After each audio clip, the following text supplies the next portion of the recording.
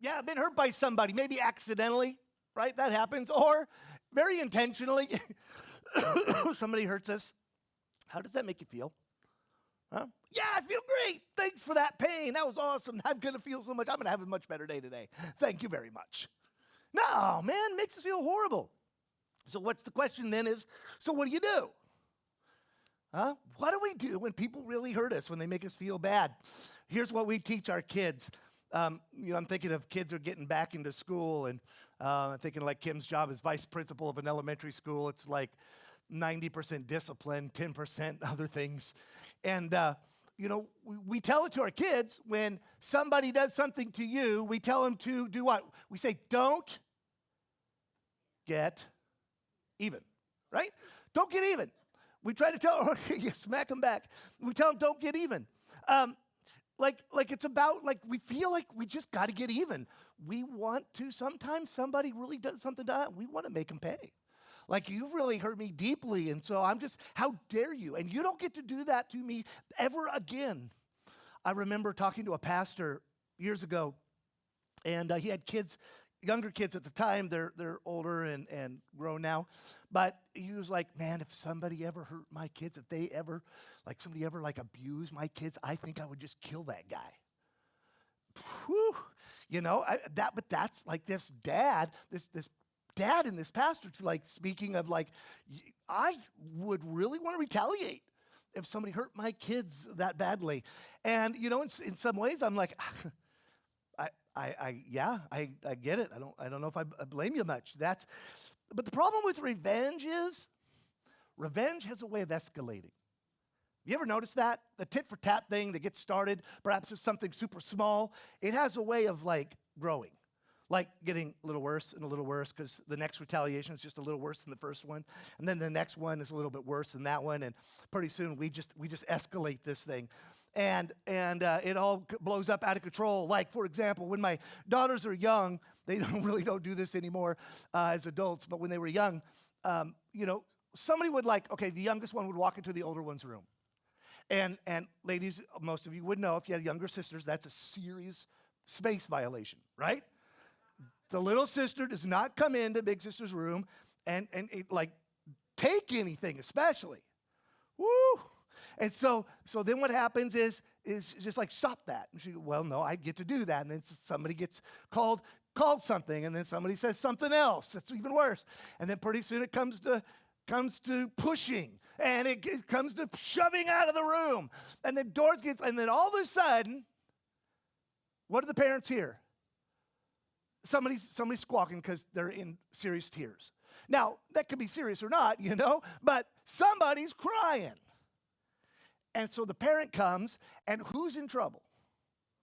The one that caused the crying, right? Who's created this? And it just escalates. We do this.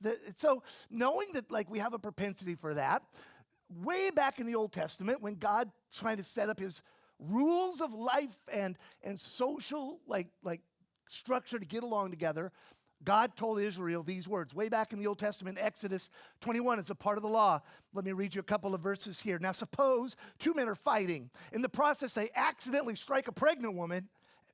I don't know. Apparently that's a thing.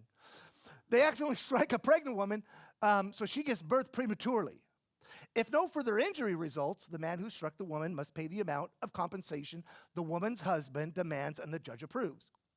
But if there's further injury, the punishment must match the injury.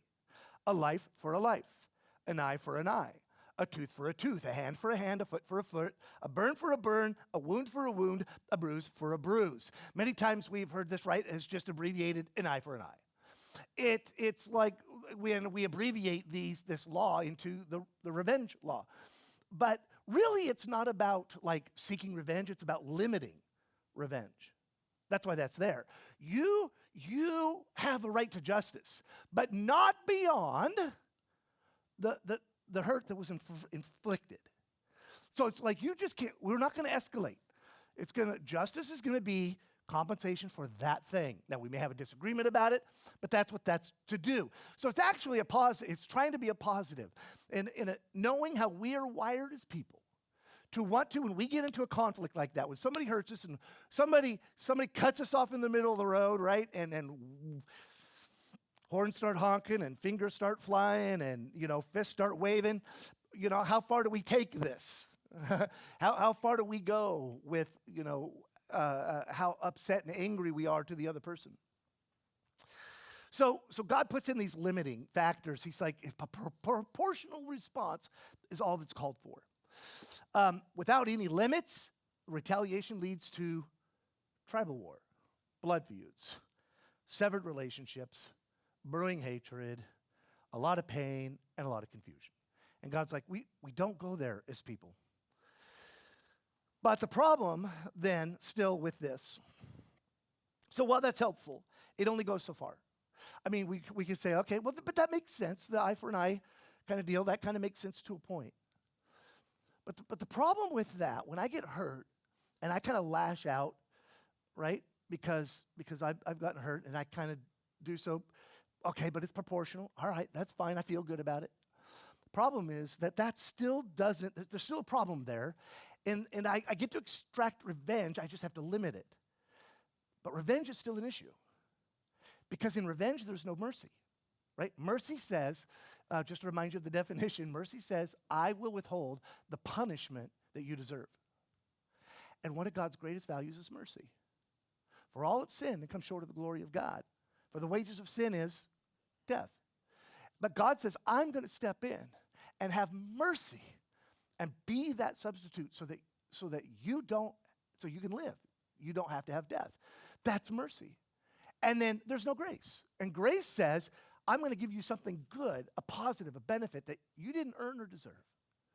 And even though I may have a proportional response to you, feel like, well, that eye for an eye, the Bible justifies that, it really doesn't reflect God's character and nature of mercy and of grace and of forgiveness. And I think Jesus in his life comes along and says, you know what? I want you to know the heart of the Father. I want you to know the heart of God when we run into these difficult, painful, hurtful moments between people.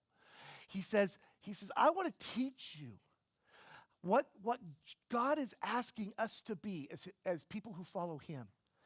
And so Jesus in Matthew chapter 5, and we go to our text here this morning, says these words. He turns the whole thing on its ear. He says, you've heard that the law that says that the punishment must match the injury, an eye for an eye and a tooth for a tooth. Okay, we know what he's talking about now. We just explained it. All right. But I say, do not resist an evil person. If someone slaps you on the right cheek, offer the other one also. If you're sued in court and your shirt is taken from you, give your coat too. If a soldier demands that you carry his gear for a mile, carry it too. Give to those who ask, and don't turn away from those who want to borrow. It's really easy to love people who love us back. It's super easy to be kind to people who are showing us kindness. It's really great to be able to, somebody that makes us feel good or does a nice thing to us, it's great to be able to turn it around and do something nice for them. We have those great, really good feelings. It's easy for us to love them and to care about people who respect us and treat us well. But what about those people who cause us pain? What about those people who tear us down? What about those people who make us feel shame? What about those people who completely demolish us in front of others in public? Do we just set it right, eye for an eye, and move on? That'll teach them. Do we just write them off, say, well, they're just jerks, and move on? Today's difficult truth, turn the other cheek. Give the shirt off your back. Go that extra mile. Some difficult truths, some difficult sayings of Jesus for sure. Let's pray. Jesus, I know this is a really important topic right here. Right off the bat, Matthew shows this teaching as you get started in your ministry. And you take something that we naturally want to go to, just in our sinful nature, just in our human self, that we want to make things right by ourselves on our own. And I know, God, that you get that. But Jesus, you're calling us to a different place. And I pray right now that we in this room, those who watch this video, that our ears are open to hear what you're trying to tell us about you and God, your Father, and one another, and your kingdom and your values. And may we grasp that so that, Jesus, we may be different, salt and light in this world because we follow you in your values in this teaching. We pray. Amen. All right. So, in all that he's saying, I got to tell you, let me just start out with this. Jesus is not saying when somebody takes a swing at you, stand there and just take it and get pummeled. That's not what he is. That's not what this is about. I know it kind of feels that way. If somebody slaps you, feels physical, feels like we're going for it, feels like now we're in it, It's not like, all right, you punch that side of my face, go ahead and knock this tooth out, That's not what Jesus would never advocate that. Or violence. You have a right, we can defend ourselves, we can back off, we can make whatever choice we have to be safe. Jesus is not saying you're a doormat. Jesus is not saying you're a punching bag. Jesus is not saying go ahead and just let somebody just beat the crap out of you. He is not saying that. Okay? So we got to figure out if that's not what it is, what is it, right? It's okay, for example, to have healthy boundaries, so that you don't get hurt by people. That's a really good, healthy thing. So what is this saying? Well, I think what Jesus is saying is three things. And the first one here, we're going to kind of preface this or kind of look at this thing through the idea that love is peacemaking. Love is peacemaking. Let me help unpack that a little bit here this morning. Back to our text here. He says, let's look at the first couple of sentences, verses. Matthew 5, then 38 and 39. He says, you have heard the law that it says, the punishment must match the injury, eye for eye, tooth for a tooth. But I say, do not resist an evil person. If someone slaps you on your right cheek, offer the other cheek also. What is it to be slapped on the right cheek? Evan, quickly, can you just run up here super quick? Is that something we can do here? What is this? Because we have to kind of understand what's happening here, because too often we think, I've been wanting to do this to him for a long time. No. Well, probably vice versa is true too, I got to say. No, you're good, dude. So if he comes up here, so point to your right cheek, your right, not your left cheek. See, notice. So if I'm right-handed, if I'm going to take a swing at Evan, what cheek am I going to hit? Right. Jesus says if you're hit on your right cheek, offer your other one also. It gives us a clue culturally to what Jesus is talking about here.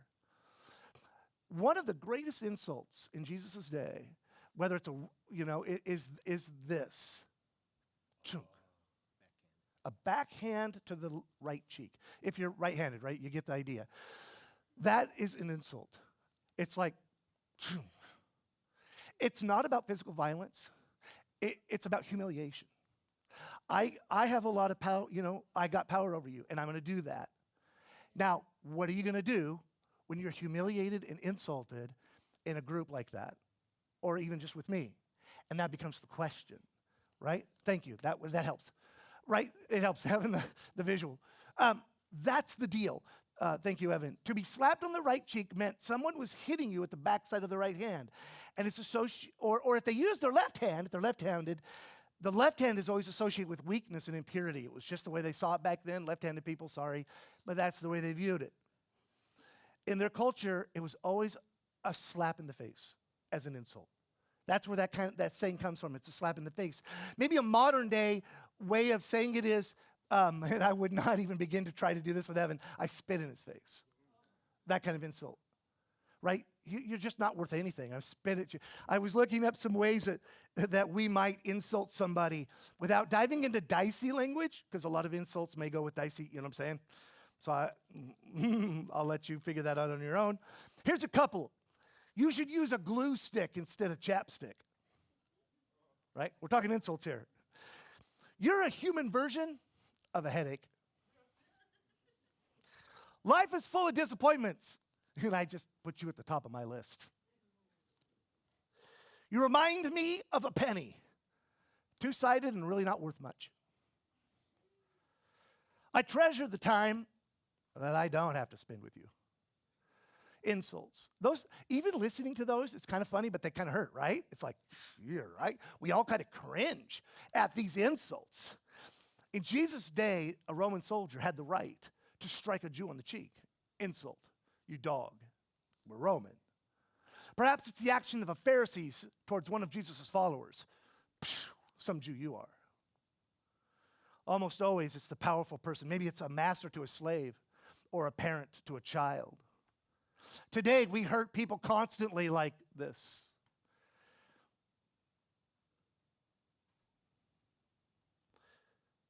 We're going to talk about some tough stuff here. I'm going to bring up some tough examples. But it's because Jesus was trying to deal with some pretty tough stuff. So, like, for example, domestic violence almost always starts with an insult that escalates. And most of you know my story. I'm the product of domestic violence, and it goes to its worst degree. Social media. Have you looked at social media threads lately? How much hate there is? All the insults. And they just go back and forth, especially in anonymity. It's a hate-filled space at times, with insult after insult after insult. Or gossip. That just hurts and tears people down. Hey, did you hear what so-and-so did? You know, it just brings shame upon people. And man, if you're on the backside, if you're on the receiving side of those insults, everything within us wants to defend, right? To lash out, to hurt back.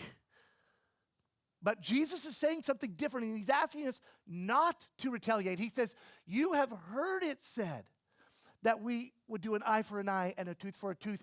But, he interjects, but I'm telling you that if someone strikes your right cheek, to turn the other cheek. He's asking us to counter this, to not do revenge, eye for an eye. Why? Because love towards others, the love that Jesus brings, the love that Jesus brings into my life is not vindictive. And his love is not revengeful or vengeful. His love is not revenge with people. His love is peacemaking. How do I bring peace between people? How do I bring peace between people and my Father? And so we learn that we turn the other cheek. It's not to trade insults. It's not to get in the tit for tat. It's not, and I don't mean a bunch of guys, sitting around joking, except for maybe we do have to be careful. Because sometimes even in the jesting, right, we can accidentally hurt and not mean to.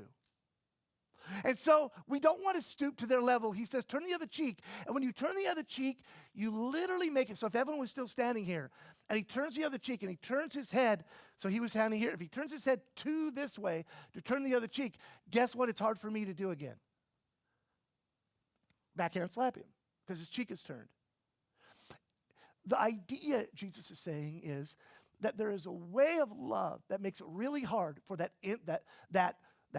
continuing cycle of tearing down and of insulting. It makes it really hard, a way of love that makes it really hard to keep that cycle going.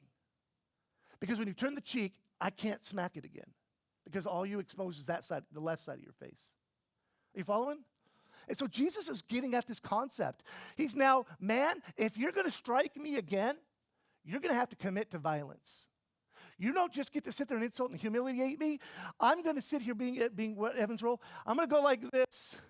And if you want to take another shot, you're going to have to pop me good. We're not going to do this. And odds are that when I do this, you're probably going to back up and stop. Somebody has to say no. Somebody has to stand up and say it's enough. Somebody has to be able to expose themselves to the hurt, to risk to the hurt, to say, I can't do this. I'm not going to trade insults. I'm not going to sit there and we're just going to go at this together. No. We're going to put a stop to this. Love is peacemaking. We rob the aggressor of the ability to humiliate us. We expose the sin and injustice. This is really practical stuff. Let me give you an example for those who have been or are married. And if you've been married any length of time, you probably have had some pretty serious disagreements. Okay? some people know what a serious fight is. Sometimes, as the argument progresses, it becomes where we've even lost track of what we're arguing about. And the argument begins to shift because no longer is it about what's right in this disagreement that we have. It's all about who wins, right? We escalate it to a point where I can't even remember what we were arguing about, but you know what? I'm going to take this on and we're going to go at this because, by golly, I'm going to win this thing.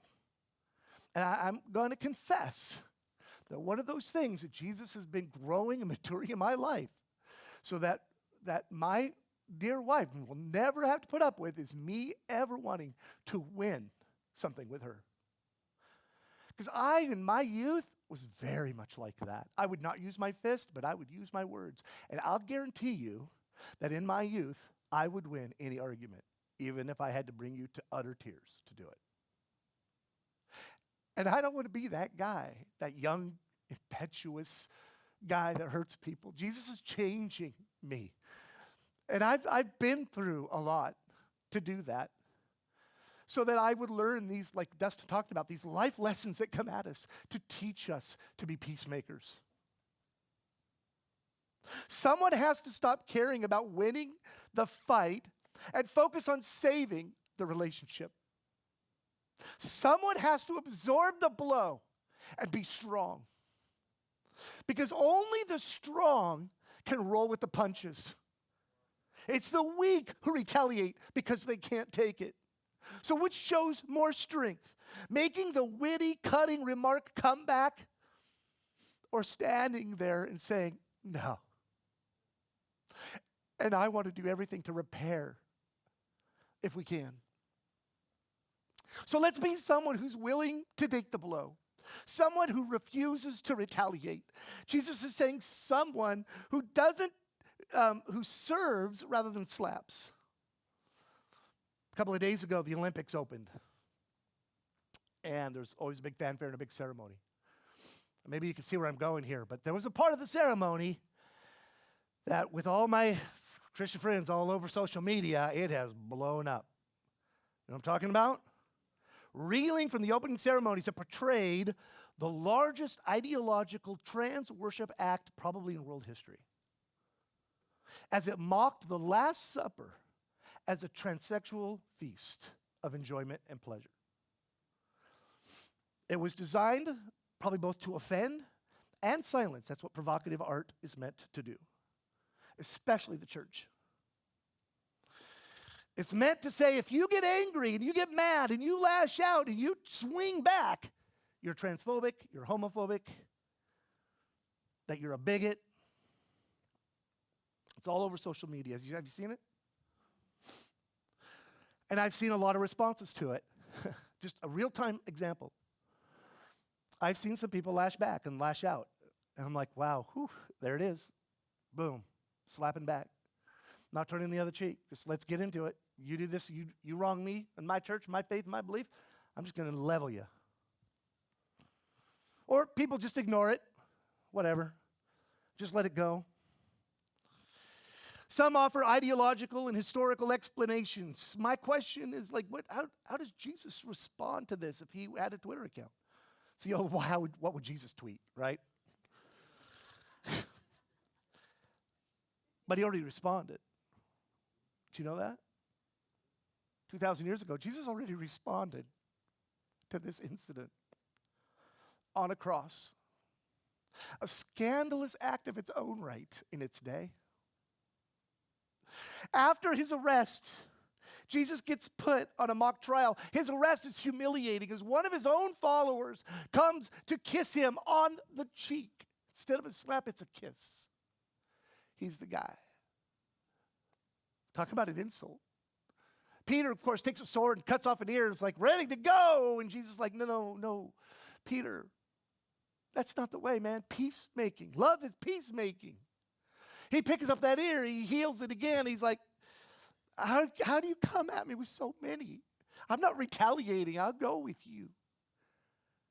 He gets to this mock sham of a trial, and people start insulting him and jeering at him.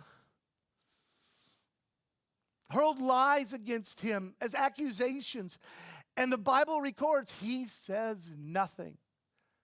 He just turns the other cheek because he's going to be making peace. As he hung on the cross, it says people would hurl insults at him. Like, for example, if you could marshal the angels, why can't you set yourself free? And all Jesus can say is, Father, forgive them. As he turns the other cheek to make peace between his Father and humanity. That's what he does. Matthew 5:9, Jesus taught this. Right before this passage, Jesus said, "Blessed are the peacemakers, for they shall be called sons of God." Love makes peace. Turn the other cheek. Take the blow and be a peacemaker. Love also sacrifices. That's kind of where we're headed next. The next idea, love sacrifices. It goes above and beyond to sacrifice, to give of something. So let's go back to our text. Matthew 5, this time verse 38, then verse 40. Our text says this: If you have heard the law that says the punishment must match the injury, an eye for an eye and a tooth for a tooth. Now skipping over to the next one. But I say, if you are sued in court and your shirt is taken from you, you must give your cloak also, your coat also. Let me put some context to this through an explanation. In Jesus' day, it would normally be a creditor suing someone to take their cloak, like the outer garment, from someone to repay a debt. Now remember last week, we talked about how to handle repaying of debts, okay? About that, the story of the rich, the one who owed way more than he could pay, and then he was forgiven the debt and then went to another servant and put him in debtor's prison. There's this whole idea of what happens when you owe a debt. So cloaks were valuable. Cloaks were super valuable in those days. It was one of their prized things that you had. If you had a cloak, you had something. Cloak was used for warmth. Cloak was also used to cool, right, to keep the sun off you. Cloak was used as a blanket or a pillow when you slept. In fact, it was so important that back in Exodus chapter 22, God commanded that if a man takes someone's cloak or outer coat as a pledge or a promise, that had to be given back before nightfall so he could have something to sleep in. So it was a really valuable piece of personal property. Jesus comes along and says, look, if someone wants your cloak, your coat, takes it, give it to him. And while you're at it, hand over your clothes as well. Just give him your coat, give him your clothes. Loving someone, especially someone who makes demands of us, ones that hurt or harm us in their demands, loving is to sacrifice for them. That's so different from an eye for an eye and a tooth for a tooth. And let me give you an example. I've been the victim of identity theft twice. I know, you think I'd learn. Once was in college. I've shared that story briefly before. And that was horrible. It was it was kind of first becoming a thing. And somebody had stole my driver's license from my college room, a buddy who was in our dorm all the time, and got his face put on my driver's license and renewed it that way, and then just wreaked a lot of havoc until he was caught. And that summer, we laid enough traps for him. If he were to go back to a repeat store, he was caught. Felony, 5 years probation, lots of restitution. You're right, they dealt with him. But I was a victim of identity theft, 4 months ago? Where, I don't know if I shared this one, but right now in Sacramento, those community mailboxes, so thieves have a key to the back, the postal key. And so they just go around at night and open the back of those mailboxes and steal all the mail. It's a big problem in our city right now in Sacramento. And so that's what happened. It's just they happened to strike my mailbox on the night where I hadn't picked up my mail, and the DMV had mailed me my updated driver's license. Oh, thank you. So now they have my driver's license, use it to get my Social Security card, and then I get a call from the Stockton Delta Regional Transportation Auto Theft people for the California CHP going, hey, did you just buy a, Dodge, brand new 2024 Dodge full-size Ram truck, blah, blah, blah, blah? Nope. Well, according to everybody, you did. You know, my name's on the registration, my name's on the loan, my name's on air. I'm like, oh, great. We worked together over a week, and they got him within a week. Boom, nailed him. Got a letter shortly after that saying, here's the case. The district attorney's taking it to court. Here's what's going on. Identity theft twice. I got to tell you, it's not fun.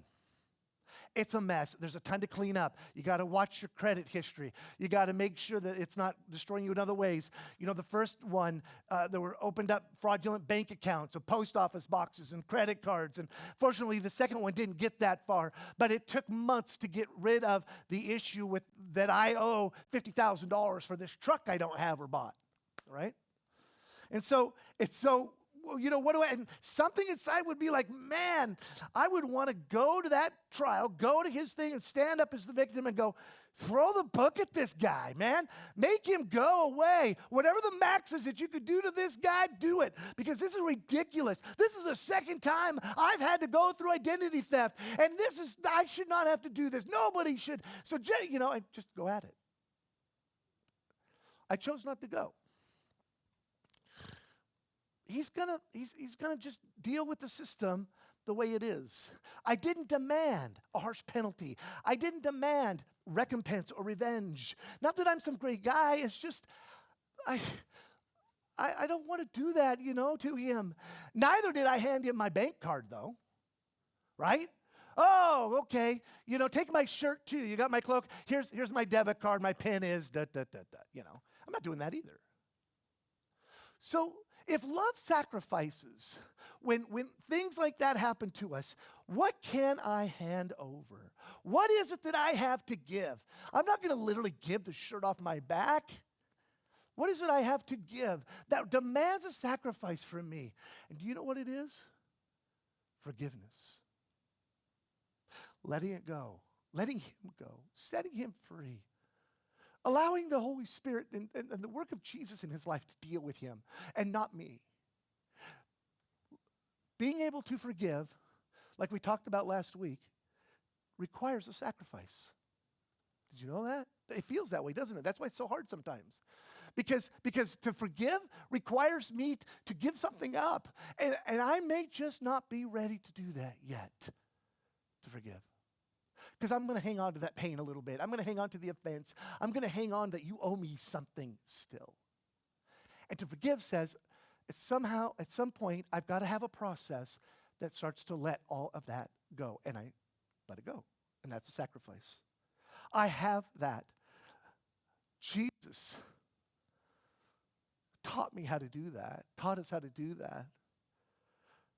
In the trial, in the process of those last few days, his cloak was stripped from him. In fact, the Bible records that they gambled for it at the foot of the cross as he's hanging there dying. They gamble for his clothes because they are clothes without seams, are really well made and very nice quality. So they threw lots and gambled to see who would win them.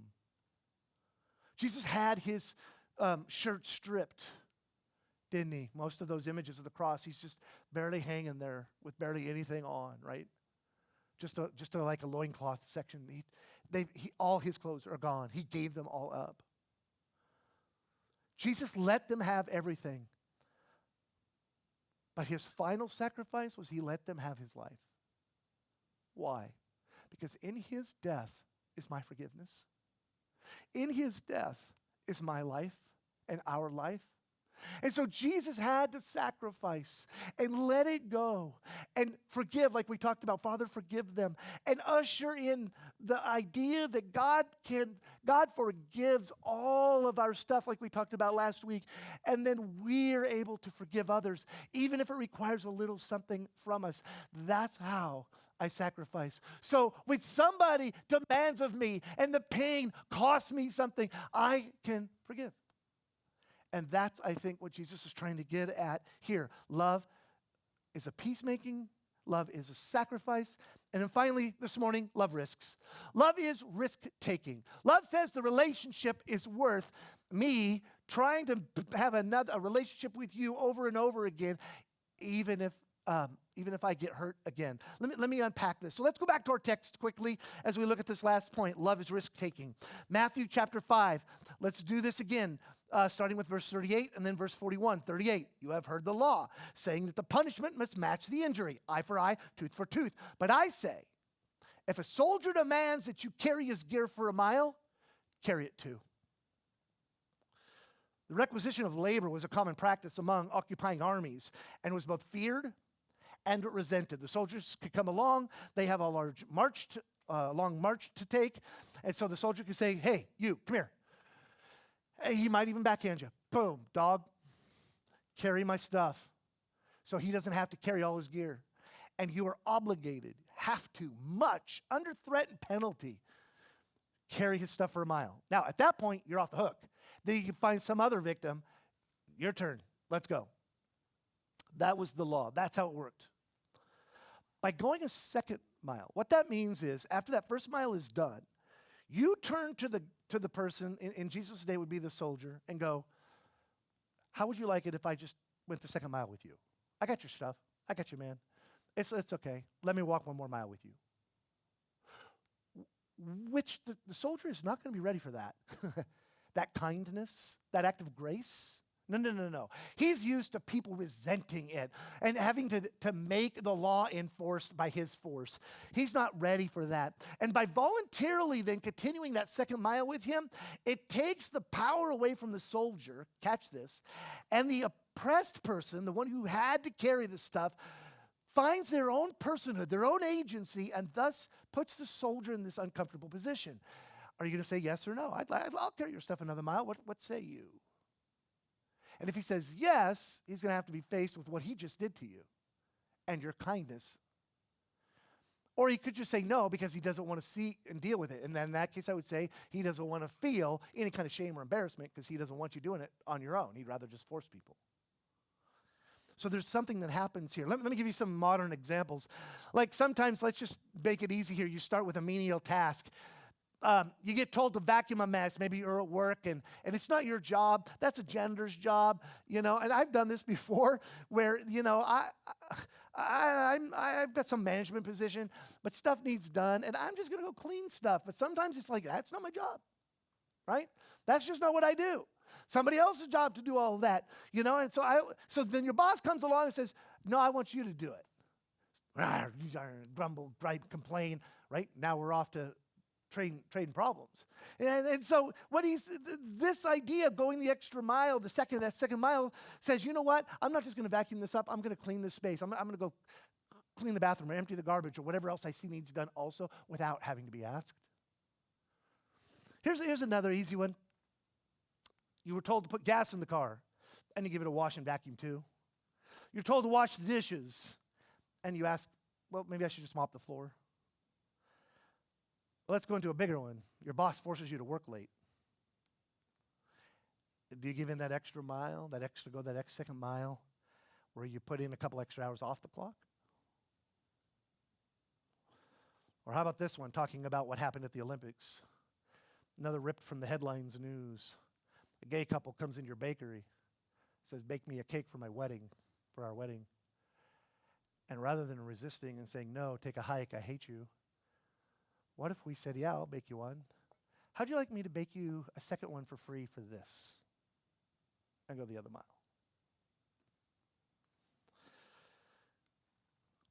I'm going to tell you, love risks. I'm going to go that second mile on my dime, my nickel. It's going to cost me a little bit, and I'm going to put myself out there. But that act is an act of grace. That risk is to serve, although it's on my own terms. That risk is to love, even if misunderstood.